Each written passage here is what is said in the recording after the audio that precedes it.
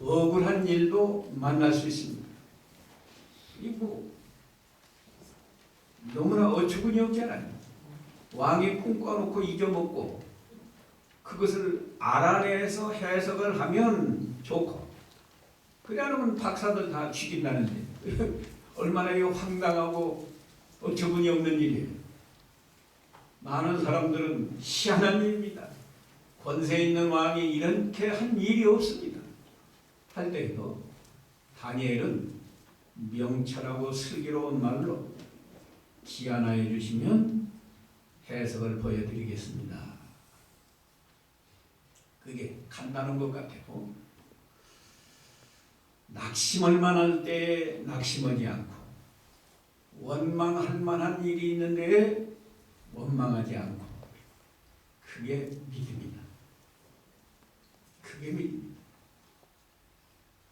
우리는 가정에서도 남편이 좀 잘못하면 남편 원망하지. 가령 남편이 뭘 사업을 잘못해서 쫄딱 망했다. 그건 부인들이 보통은 원망해. 왜 그런 짓을 해가지고 그렇게 해가지고 우리 집이 이렇게 망해. 또 아내가 무슨 지금은 안 하겠지만은 개를 하든지 뭘 하든지 해서 그냥 집에 하나 날아갔다. 그러면 남편이 원망은 보통은 원망. 목사라도 원망하기 쉽고 장로라도 원망하기 쉽다고.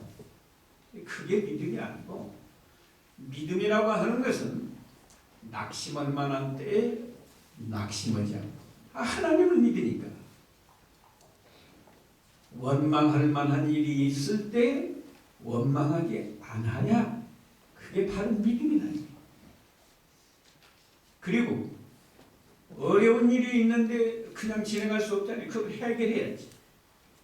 다니엘은 기안하여 주시면, 시간을 좀 주시면 해석을 보여드리겠습니다. 어떻게? 왜 기안을 달라는 거예요? 하나님께 기도하면 하나님이 분명히 기도를 들으시고 문제를 해결해 주실 것이다. 이렇게 믿기 때문에 그 기안을 좀 주시라고 한 거예요. 그러니까 우리도 어려운 일이 얼마나 많아요. 그런데 다니엘의 신앙을 본받으면 기도하자. 개인적으로 기도하고, 가정에 어려운 일이 있으면 가족이 힘을 합해서 기도하고, 교회에 어려운 일이 있으면 교회가 힘을 합해서 기도하고. 안 들어주실까요? 다니엘의 기도는 듣고 우리의 기도는 안 들어요? 기도하면 하나님이 들어주시고 분명히 해결해 주실 것이다. 이런 믿음이 있어야 바른 믿음이다. 그래서 오늘 2장에서는 다 한 거나 마찬가지. 두 가지만 배우세요.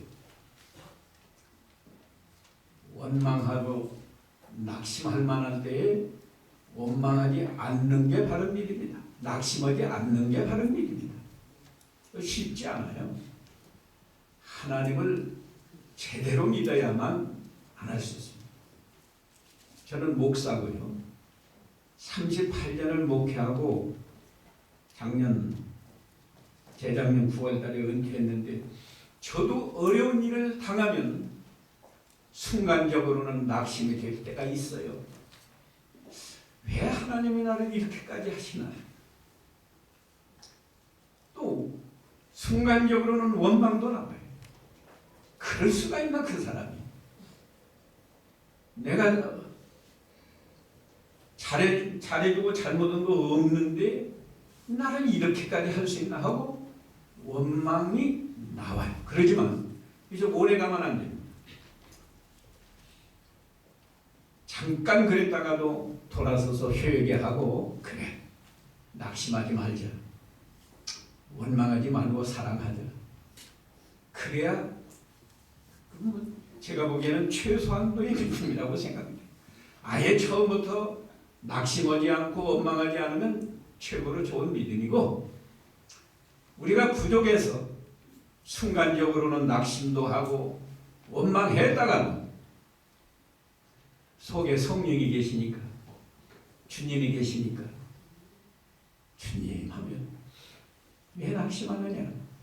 왜 원망하느냐? 네가 믿음이 없다.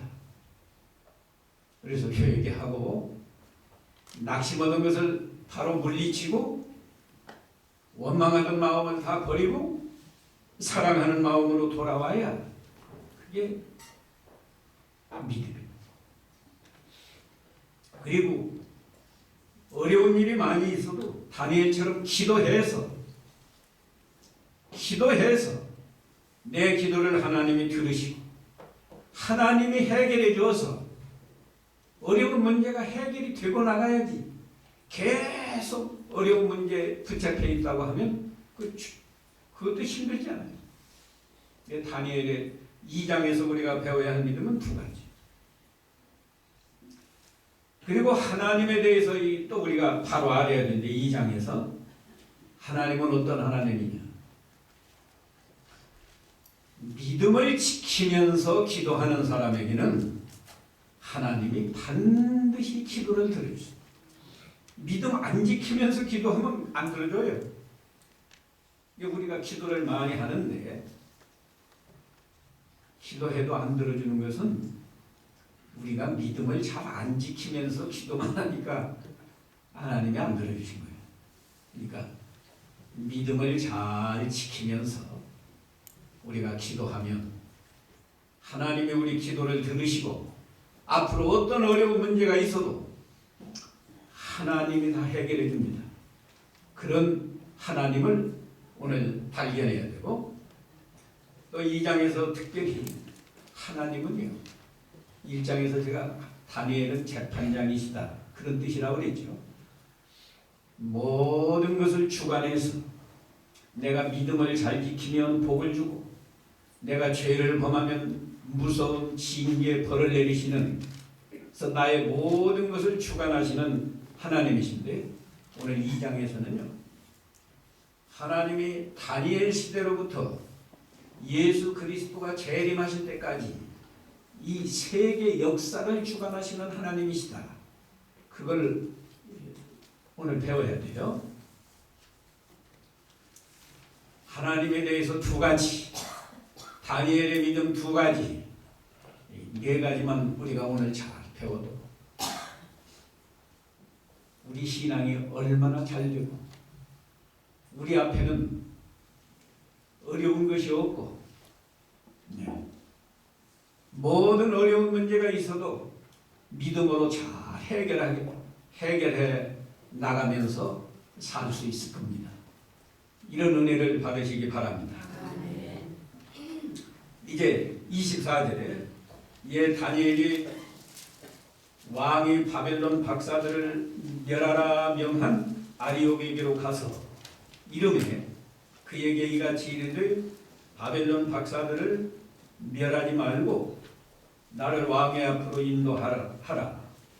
그리하면 내가 그 해석을 왕에게 보여드리리라. 다니엘이 기도하니까 하나님이 왕이 꿈꾸고 잊어버린 것도 왕에게 알려준 게 아니라 다니엘에게 알게 해주고 그 해석까지 알게 해준다. 아까도 말했지만 다니엘이 왜 다니엘의 기도를 이렇게 잘 들어주는가? 1장에서 믿음을 잘 지키잖아. 자기를 더럽히지 않으려고 다른 사람이 다 좋아라고 먹는 왕의 진미 포도주 먹지 않고 채소만 먹고 물만 마시고 그렇게 믿음을 잘 지키니까 기도할 때도 하나님이 잘 들어주셔서 왕이 잊어버린 꿈을 다니엘에게 알게 해주고 해석까지 알게 해줬으니까 얼마나 좋겠어요. 신앙은 체험이에요. 여러분이 하나님께 기도해서 하나님이 내 기도를 들어주셨다. 한 번이라도 그런 체험이 있다고 하면 어려운 일이 있을 때 걱정하지 않죠. 지난번에도 들어주셨는데 내가 이번에도 기도하면 들어주실 거예요. 이 체험이 없으면 이 목사가 아무리 강단에서 말해줘도 그게 긴가민가 하고 받아들이지가 않아요. 체험을 해야 돼요. 믿음을 지키니까 하나님이 이렇게 기도를 잘 들어주시는구나. 내가 하나님 말씀을 순종하니까 하나님이 이렇게 복을 주시는구나. 자기가 체험을 해야 그래야 그 믿음이 견고하지. 아무 체험도 없고 그냥 지식으로만 성경 말씀을 배우면 의미가 없어요. 그림의 떡과 같아요. 그림에 그려놓은 떡을 보면 참 맛있게 생겼지만 자기하고 무슨 상관이 있어요?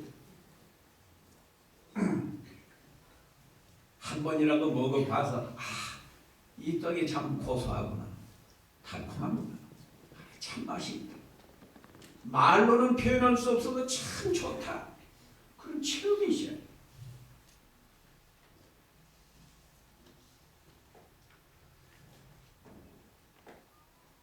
잠언 28장 9절에 보면 율법을 지키지 않는 자는 기도도 가증하다고 그랬어요. 하나님, 야 가증스럽다, 그런 기도하지 마.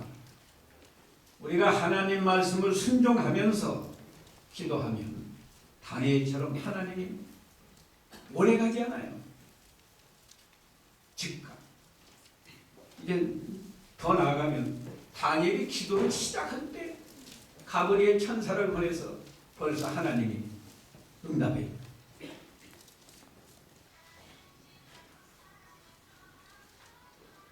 이사야 59장에도 보면은 하나님이 손이 짧아서 구원 못하는 것도 아니고 하나님의 귀가 가려워서 듣지 못하는 것이 아니다.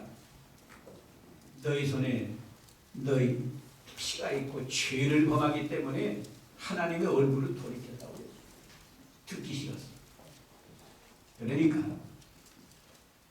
믿음을 잘 지키면서 하나님 말씀을 잘 순종하면서 기도하면 하나님의 기도 다 들어주시는데 무슨 문제가 있겠어요?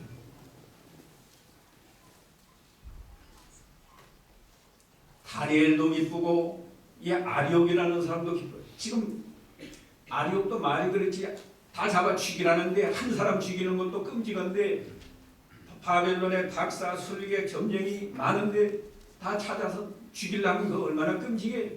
근데 다니엘이 다 해서 왕에게 보여준다고 하니까 다니엘도 기쁘고 아리옥도 기쁘고 믿음을 잘 지키면 하나님을 기쁘시게 하고 다른 사람에게 유익을 주는 거예요. 예? 남편이 믿음을 잘 지키면 그 가정이 행복한 거예요. 아내가 믿음을 잘 지키면 남편과 자녀들까지 복을 받는 거예요.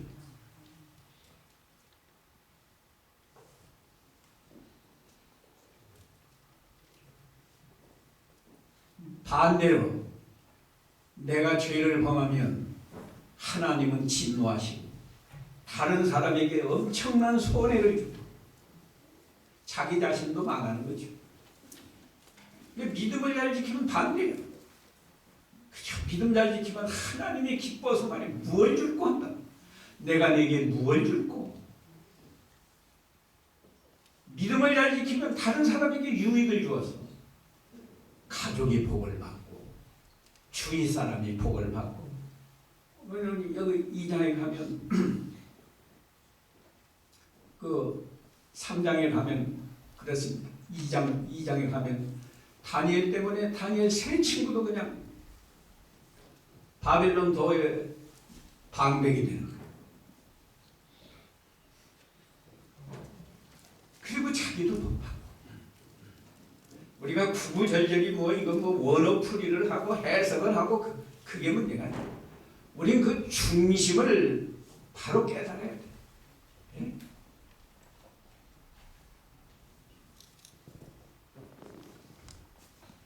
(25절에) 아리옥의 다니엘을 데리고 급히 왕이 앞으로 들어가. 너무 좋아서 말이에요. 빨리 가자.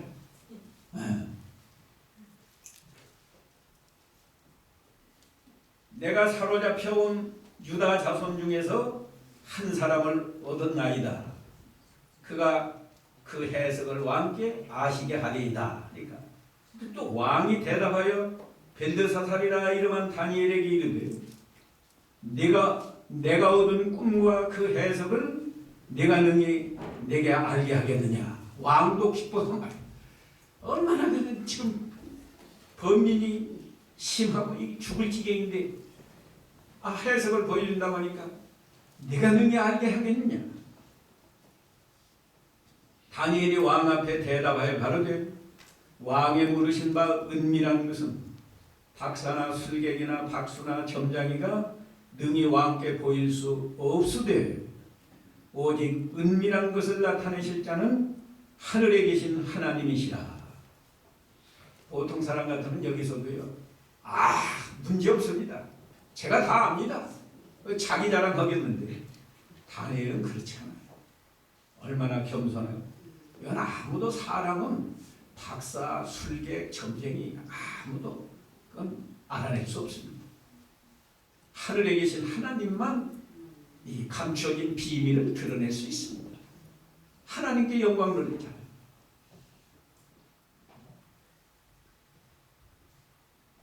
요새 사람들은 자기 자랑만 해요. 근데 하나님이 자기 자랑하는 거 기뻐하시잖아요. 언제나 겸손한 것을 하나님이 기뻐하시고, 그가 느부갓네살 왕에게 후일에 될 일을, 하나님께서 느부갓네살 왕에게 후일에 될 일을 알게 하셨습니다. 벌써 이 말씀만 들어도 느부갓네살 왕이 하나님이 나를 좋아하시는구나, 사랑하시는구나 알게 해줬잖아요.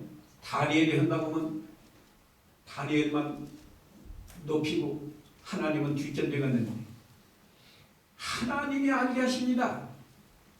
하나님이 당신을 사랑합니다. 말하자면 그런 의미로 말 한마디도 이렇게 올바로 해요. 제가 오늘 새벽에 했죠.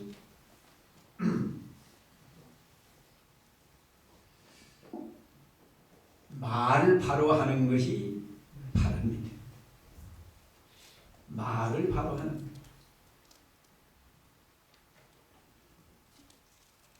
다니엘이 슬기롭고 명철한 말을 하니까 다 잡아 죽이라고 했는데도 그래, 그럼 며칠 기한을 주지. 그런 거 아니에요?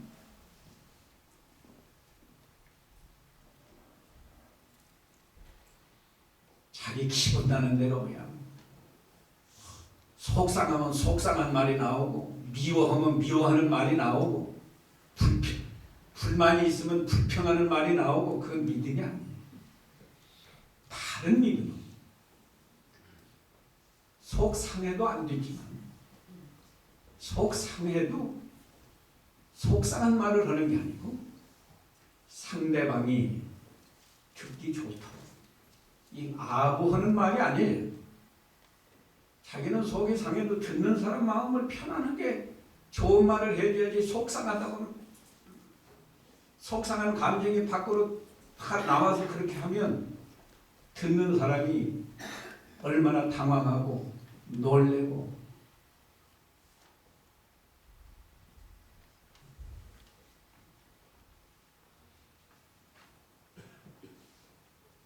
말 바로 하는 게 이게 믿음입니다. 네. 온유하고 겸손한 말. 이 제일 나쁜 말은 거짓말이에요. 내가 신학교에서도 여러 번 말했어요. 학생들에게 나는 세 가지를 제일 싫어한다. 첫째는 거짓말하는 거 내가 제일 싫어해. 두 번째는 말 많은 거, 쓸데없는 말 많이 하는 거 내가 싫어. 세 번째는 게으른 거. 그래서 좀 무언가 좀 배우라고 그러는데 들을 때만 희하고는 뭐 소용없는 거야. 저도 그런 걸 잘 못하기 때문에 거짓말, 그건 마귀말이요.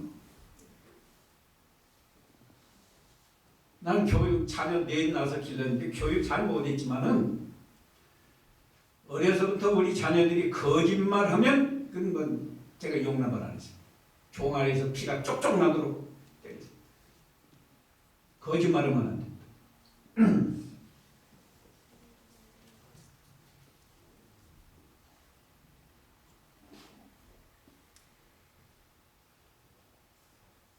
자기가 거짓말하면 자기가 마귀 자녀가 되는 거예요. 우리는 진실한 말을 하고 온유한 말을 하고 겸손한 말을 하고 그래서 듣는 사람이 마음이 평안하도록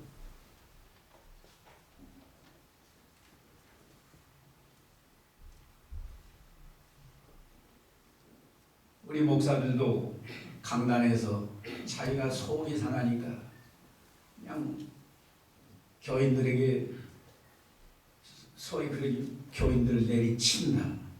우리가 그런 설교를 하면 안 돼. 감정이 상한 상태에서 설교를 하면 안 돼. 언제나 기도 많이 해서 목사니까 목사도 뭐 사람이니까 속상할 때도 있죠. 없는 게 아니에요. 있어도 그 자기 마음을 잘 다스려서 속이 상할수록 온유한 마음, 온유한 태도로 말씀을 증거해야 교인들이 은혜를 받고 속상한 설교를 하면 교인들이 은혜 받는 게 아니고 오히려 부작용이 더 커져요. 다니엘이 이렇게 하나님을 높이고 자기는 뒷전으로 사라지는 이렇게 왕 앞에서 믿지 않는 왕이에요. 다니엘은 하나님을 잘 섬기는 사람이고 하나님 앞에 은혜 받는 사람인데 영적으로 보면 뭐 누구나 사람은 어린아이도 아니죠. 그래도 그 질서를 지켜서 질서상은 누구간의 사람은 왕이고 자기는 그 밑에 신하니까 질서를 지켜서 이렇게 하는데 이 교회 안에서도 질서를 잘 지켜야 돼요. 일반 성도는 집사님들을 존경하고 집사님들은 장로님을 존경하고 장로님은 목사님을 존경하고 목사님은 하나님을 경외하고 이런 질서를 지켜야 교회가 은혜스러운 교회가 되지. 질서를 다 무시하고 그렇게 하면 교회가 발전하지 않고 교회가 평화롭지 못하고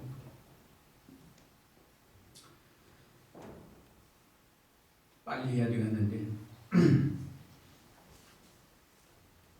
이제 본격적으로 다니엘이 왕의 꿈을 말해줍니다. 28절 중간인데 왕의 꿈 곧 왕이 침상에서 뇌 속으로 받은 이상이 이러하니이다.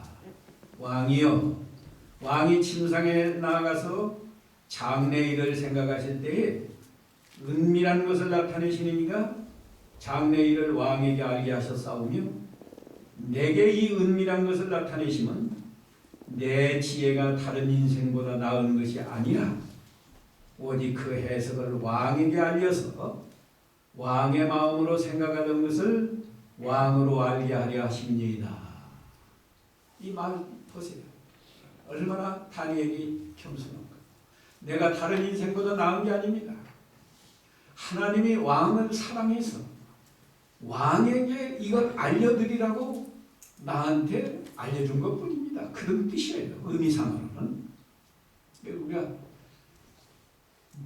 말은 곧 믿음이다.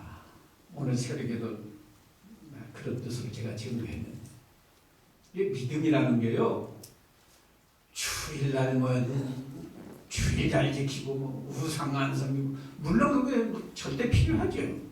그러나 그것만이 믿음이 아니에요. 사실은 믿음이라고 하는 건 어디서 나타나는가 하면 우리 말에서 그 사람의 믿음이 나타납니다. 말에서. 또 환경, 아까 말했죠. 낙심할 만한 환경에서 낙심을 안 하는 게 그게 바른 믿음이고, 낙심하면 그건 믿음이 어린 거나 없거나 그런 거예요.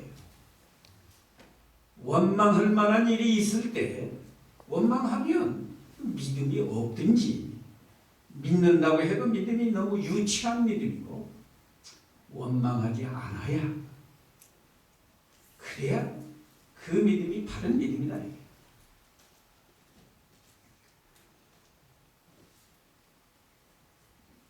31절부터는 이제 본격적으로 말해줍니다. 왕이여, 왕의 한 큰 신상을 보셨나이다. 그 신상이 왕의 앞에 섰는데 크고 광채가 특심하며 그 모양이 심히 두려우니 그 우상의 머리는 정금이요 가슴과 팔들은 은이요 배와 넓적다리는 노시요 그 종아리는 철이요 그 발은 얼마는 철이요 얼마는 진흙이었나이다. 왕은 이거 잊어먹었더랬어요. 그런데 지금 다니엘이 왕의 꿈을 알려주는 거예요. 왕이 잊어먹었지만 사실은 큰 거대한 우상을 봤는데 희한하다는 거예요.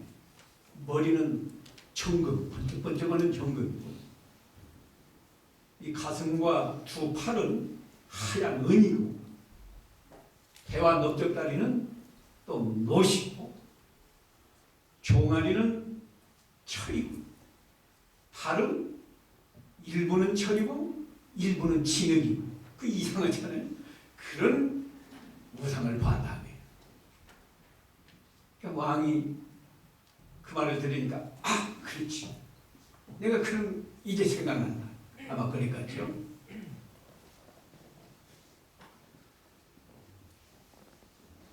또 있어요. 34절에 또 왕이 보신즉 사람의 손으로 하지 아니하고 뜨인 돌이. 제가 이 올해 개역성경을 봐서 이 개역성경이 익숙해서 제가 여기도 그냥 개역성경 가지고 왔는데 부분은 우리 바른 성경이 더 번역이 잘 돼 있어요. 그런데 성경을 계속 읽어 나가는 데는 조금 딱딱한 부분이 있어요. 중간중간 딱 끊어져서. 그리고 제가 훨씬 이 개역성경이 익숙해서 이걸 가지고 왔는데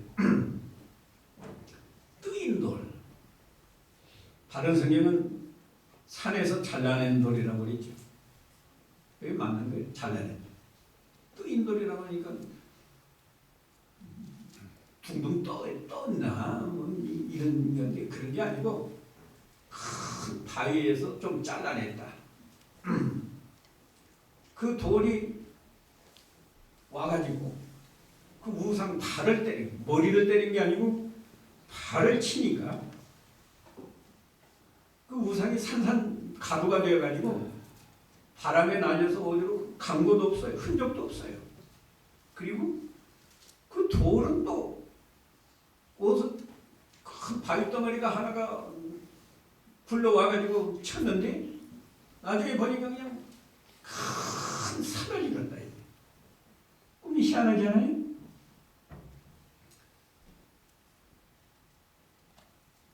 그래서 35절에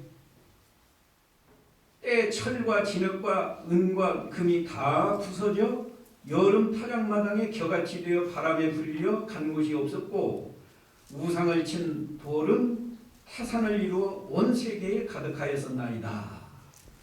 꿈을 말해줬어요. 이제 해석을 해야죠. 이 해석 그 그 교환해 보시면은 너무 복잡하지 않게 머리는 금이고 가슴과 팔은 은이고 배와 넓적다리는 노시고 종아리와 팔은 철인과 진흙이었다. 종아리는 철이고 사실은 팔은 철과 진흙이었다. 근데 이게 하나님이 다니엘에게 알려준 해석이 뭔가 하면 머리 정금은 바벨론 제국을 말하고 거기 있어요. 그게 36절부터 38절까지인데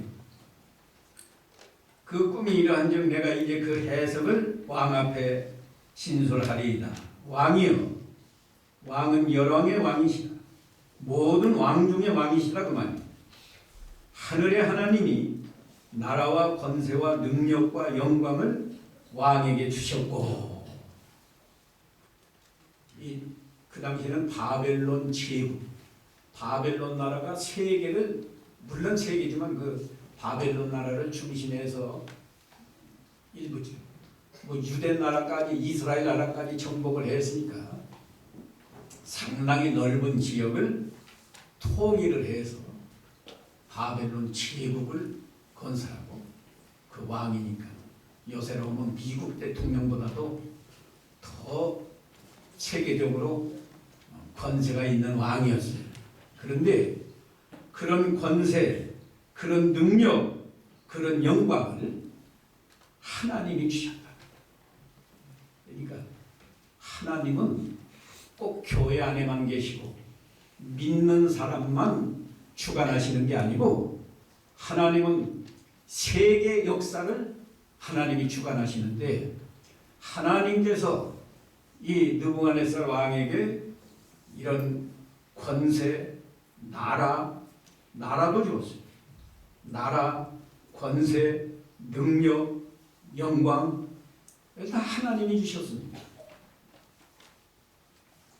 또 인생들과 들짐승과 공중의 새들 어느 곳에 있는 것을 물어나고 그것들을 다 왕의 손에 붙이사 다 다스리게 하셨으니 왕은 곧 금머리입니다.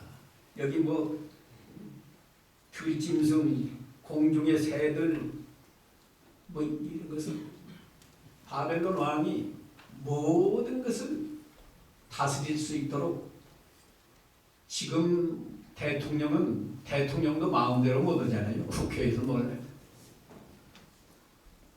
들어주지 않으면 대통령이 뭘 좋은 정책을 펴고 싶어도 지금 못 펴요. 근데 옛날 이 제국의 왕은 독재자예요. 뭐 입법, 사법, 행정을 다 왕이 하면서 사람을 죽이려면 죽이고 살리려면 살리고 그런 모든 권세를 줍니다. 그러니까 하나님이 이 세계를 지배하시는 거예요. 그 다음에 왕의 후에 왕만 못한 다른 나라가 일어날 것이요. 이 다른 나라는 가슴과 팔인데 메데파사 제국이라고 그랬죠. 우리가 역사적으로도요. 바벨론 제국은 주전 605년에서 539년까지 오래가지 못했어요. 한 65, 6년. 그러니까 나라를 뭐 크게 통일을 하고 뭐 건설을 하고 뭐 왕이 권세가 있는 것 같아도 겨우 바벨론 제국은 한 65, 6년, 70년도 못 가서 바벨론 나라가 망하고 그 다음에는 메데파사라는 또 제국이 일어나는데 그건 바벨론만 못하다는 거예요. 그래서 은이다, 은.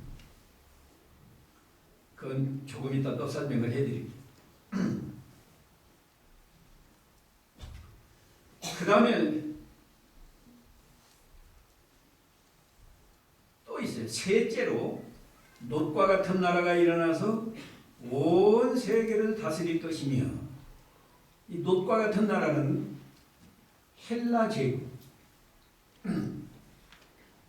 요새는 그리스라고 하는 나라가 지금은 뭐 형편없는 나라지만 그것도 형편 아주 없는 나라는 아니에요. 우리나라보다 훨씬 선진국이었습니다. 요새는 좀 경제적으로 어려워도 그 나라가 또 세계를 한번 이렇게 지배했는데 그 헬라 제국은 그것도 한 300년도 못 가고 주전 331년에서 63년까지니까 한 270년가량 그렇게 통치하다가 그 나라도 망해요. 그 나라도 망하니까 넷째 나라가 일어나는데 넷째 나라는 강하기가 철 같으리니 철은 모든 물건을 부서뜨리고 이기는 것이라. 철이 모든 것을 부수는 것 같이 그 나라가 문 나라를 부서뜨리고 빠을 것이며 이 넷째 나라는 로마 제국인데요. 역사적으로 주전 63년에서 주후 476년까지 그러니까 이 철이 강하기는 철이 제일 강해요.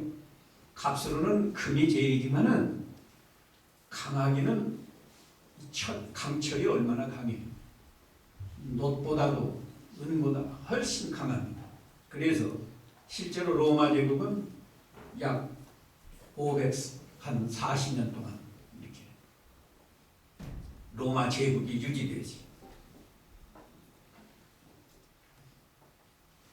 그런데 조금 더 하고 가야 돼요. 41절에 보니까 왕께서 그 발과 발가락이 얼마는 토기장이의 진흙이요 얼마는 철인 것을 보셨은즉 그 나라가 나누일 것이며 이 넷째 나라가 발과 종아리와 발이 넷째 나라 철인데요. 그 발가락에 보니까 얼마는 철이고 얼마는 진흙이란 말이에요. 철과 진흙이 이렇게 연합이 될 수가 없잖아요. 분리된다. 그래서 로마 제국이 끝까지 이렇게 통일을 못하고 분리돼요. 동로마 제국, 서로마 제국. 또 인종이 여러 인종이 모이는데 이 통일이 안 되고 마음이 하나가 되는데 하나가 못 된다고. 그래서 망하는 거예요.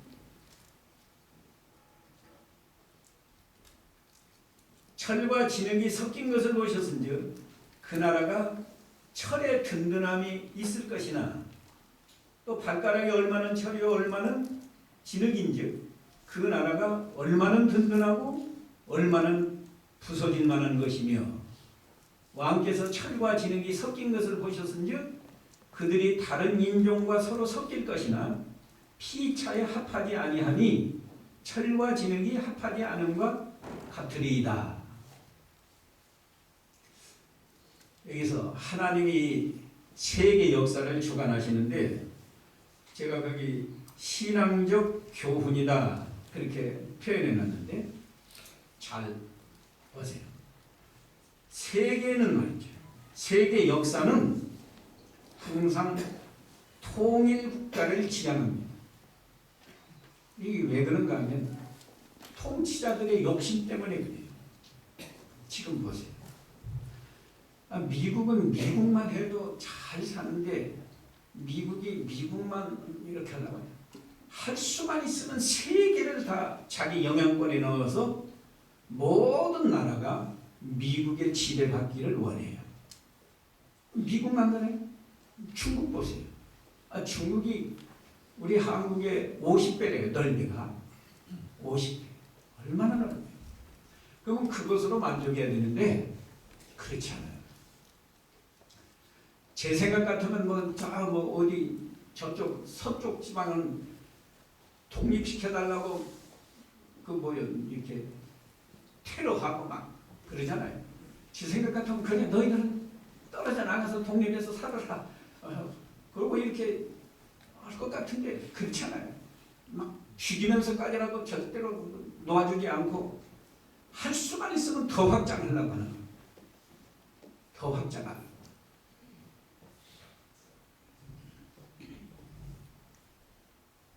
제일 욕심 많은 사람이요, 통치자예요. 말하자면 왕이라.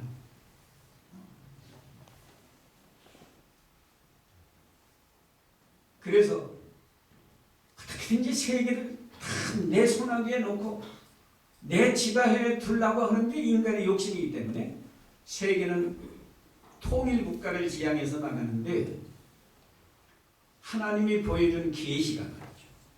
다니엘에게 보여준 계시가 통일 국가는 네 번으로 갑니다. 바벨론 제국이 끝나면 메데파사. 이 역사적으로는 다 이렇게 실제로 이제 다 끝났어요. 메데파사. 메데파사 제국이 아까 몇 년이라고 그랬어요? 한 8년, 한 200년 남짓하죠.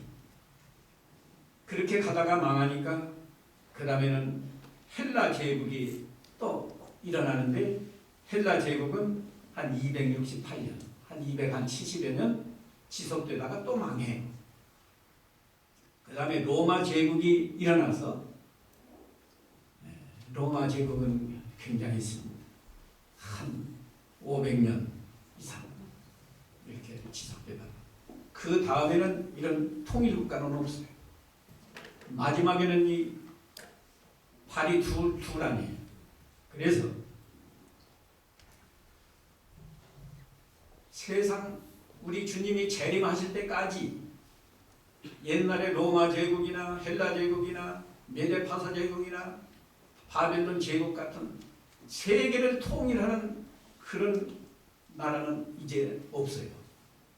이게 성경에서 우리에게 깨닫게 해주는 진리예요. 이제 없어요. 아무리 미국이 전 세계를 지배하려고 해도 안 되고, 또 무슨 중국이 요새 뭐 커져가지고 앞으로 공산당이 다 지배하나, 그것도 안 돼요. 왜 안 되는가? 아까 뜨인 돌이 와서 달을 치니까 다 부서져 없어지지 않았어요? 그 뜨인 돌이 산에서 잘라내서 한 큰 돌이 와서 친 돌이 예수 그리스도를 지칭하는 거예요. 베드로전서 2장에 보면 예수님을 돌이라고 그랬어요. 한번 읽어볼까요? 베드로전서 2장. 내가 산돌. 베드로전서 2장 5절 4절부터 보세요. 제가 읽어드려요. 사람에게는 버림받아 되었으나 하나님께는 택하심을 입은 보배로운 산돌이신 예수께 나와 너희도 산돌같이 신령한 집으로 세워지고 예수 그리스도로 말미암아 하나님이 기쁘게 받으실 신령한 제사를 드릴 거룩한 제사장이 될지니 경에 기록한 바 내가 택한 보배롭고 용연한 모퉁이돌을 시온에 두느니. 성전 기초돌이 예수님이고, 출애굽할 때 이스라엘 백성이 물이 없을 때 반석을 치니까 반석에서 물이 나왔다. 그 반석이 그리스도다. 고린도전서 10장에 기록이 되어 있고, 베드로전서에도 돌은 금이나 은이나 노시나 철에 대해서는 가치가 없지요. 우리 예수님이 이 세상에 오실 때 그렇게 무슨 왕이나 귀족이나 세상에 무슨 거창한 사람으로 오시지 않았어요. 마른 땅에 난 순과 같이. 예수님 보고, 예수님 당시 사람들이 예수님을 멸시하지 않았어요? 나사렛에서 무슨 선한 것이 나가요? 그 사람 아버지는 목수, 요셉의 아들 아니냐? 그러나 예수님이 세상 나라를 다 멸망시키고 하나님의 나라를 건설하는데, 그 하나님의 나라, 아까 돌이 태산을 이뤘다고 그랬죠. 이 하나님의 나라를 상징하는 거예요. 그래서요, 이 중요한 것은 아까 신앙적 교훈을 다시 봅니다. 교환을 보세요. 세계는 항상 통일 국가를 지향한다.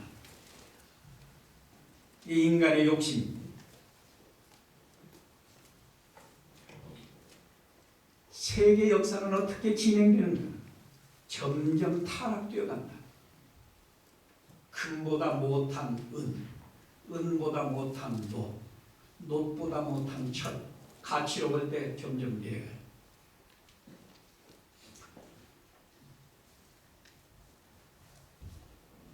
물질 문명은 점점 발달합니다. 참 빠른 속도로 발달. 여기 연세 많은 분은 아시겠지만 한 40년, 제가 76년에 신학교를 왔었으니까 딱 만 40년 됐어요. 그때 76년에 어려웠어요. 저는 신학교 하자마자 전도사가 됐는데 사례금 25,000원 받았어요. 그때 마이카가 어디가 있습니까? 40년 동안에 참 하나님이 복을 많이 줘서 지금은 보통 한 집에 2대씩 자동차가 있잖아요. 서울에 가면 그래요. 여기는 어쩐지 모르겠어요.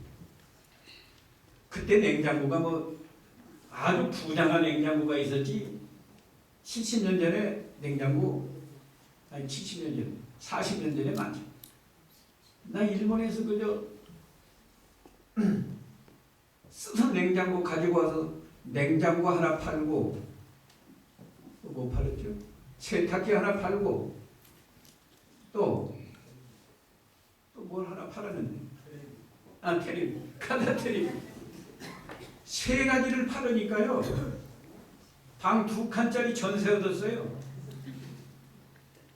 한국에 그런 게 없는데, 그 3개 파니까, 그때 70만 원 받아가지고, 70만 원인가? 자, 70만 원짜리 같은데. 하여튼, 방 2칸짜리, 맞아요. 70만 원짜리 전세 2칸 얻어서 살았어요. 근데 지금은 뭐, 여기도 다 냉장고 없는 집 한번 손들어보세요. 다 냉장고 있죠? 세탁기 다 있죠? 또 카라 텔레비 다 있죠?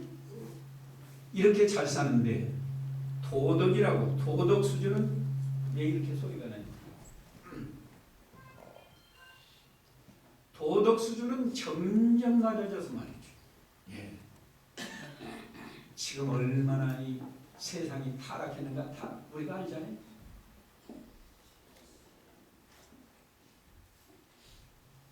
얼마나 성추행이 심하고, 부모가 자식을 죽여서 그냥 몇 달 동안, 그것도 뭐 참 말꺼내기가 난처해요. 예.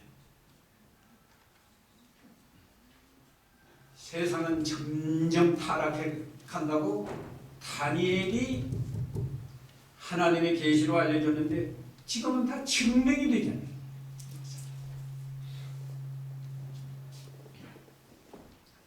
그리고 말세에는 주님이 재림하실 때에도요, 2세력만 존재합니다. 이게 계시록 13장 1절에 보면 바다에서 나온 짐승이 하나 있고, 11절에 보면 육지에서 나온 2뿔 가진 양과 같은 게 나와요. 그게 2세력. 바다에서 나온 짐승은 뿔이 여리고 머리가 있고, 11절에 땅에서 나온 새끼양 같은 짐승은 뿔이 2. 그런데 용 같은 말을 한다. 그래서 다시 설명인데 계시록 17장에 가면 음녀가 나오고, 음녀를 태워준 붉은 그 짐승이 3절에 나와요. 같은 거예요. 바다는 세상을 말하고 땅은 우리 믿는 세계를 말하는 거예요. 그런데 도덕만 타락하는 게 아니고 신앙이 타락해서 기독교가 원래 이 교회는 그리스도의 신부인데 신부로서 잘못하고 음녀가 되었다고요. 그래서 하나님이 심판해서 멸망을 시키는 겁니다.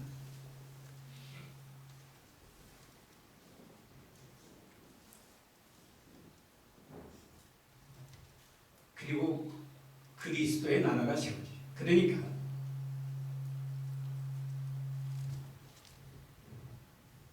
하나님이 다니엘에게 또 느부갓네살 왕에게 꿈을 꾸게 해서 그 이전